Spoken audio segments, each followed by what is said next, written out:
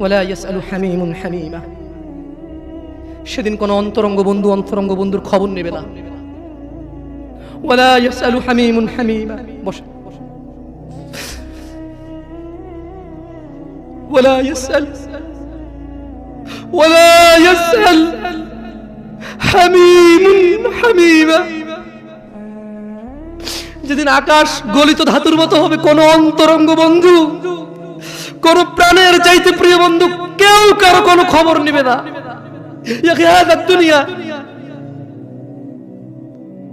আপনার এই দুনিয়া লাগবে, টাকা পয়সা লাগবে, অমুক মেয়ে লাগবে, আইফোন লাগবে, হুন্ডা লাগবে, চাকরি লাগবে, বাকরি লাগবে, বড় লোকের সাথে আত্মীয়তা লাগবে, সামনের দোকানের সামনের সাইট লাগবে।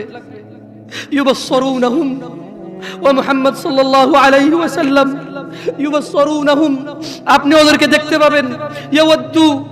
ইয়াওয়াদ্দুল মুজরিমু লাউ ইফতাদি মিন আযাবি ইয়াউমিযিন বিবানি।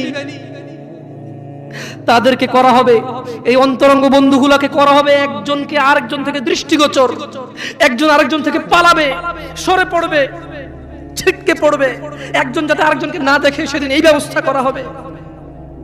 সেদিন আপনি মুহাম্মদ সাল্লাল্লাহু আলাইহি সাল্লাম অপরাধীদেরকে দেখবেন, সে শাস্তির বদলে, আল্লাহর আযাবের বদলে, আল্লাহর গজবের বদলে, আল্লাহর শাস্তির বদলে, আল্লাহর দণ্ডের বদলে এই অপরাধী, বেনামাজি, ঘুষখোর, সুদখোর, মারামারি, দখলদারি, চুগলখোর, মুশরিক, কাফের, মুনাফিক, বেঈমান, অহংকারী, সেদিন এই লোকগুলো দিতে চাইবে আল্লাহকে কি?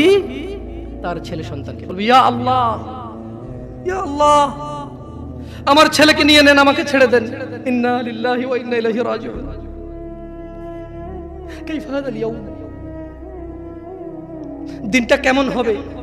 বাবা জি ছেলের অসুখ কিডনি দিয়ে দেয়, ছেলের অসুখ কিডনি দিয়ে দেয়, বিদেশে 10 বছর থাকে। যুবক, তোমাকে একটা বাস্তবতা বলি, তোমার বাবা তোমাকে কত ভালোবাসে। তোমার বাবার বয়স 35, 20 বছর বয়সে বিদেশ গিয়েছিল, তোমাদের ঘর ছিল না, 5 বছর জীবনের ব্যয় করে দিয়েছে। বাবা মা, আত্মীয় স্বজন, বন্ধু বান্ধব, ক্রিকেট, ফুটবল, ক্যারাম, কত দাওয়াত, কত আপনজন মারা গেছে, সব ব্যয় করে 25 বছর বয়সে দেশে এসে বিয়ে করেছে ঘর দিয়ে তোমার মাকে। তোমার জন্ম হয়েছে, তোমার বাবা চলে গেছে বিদেশ।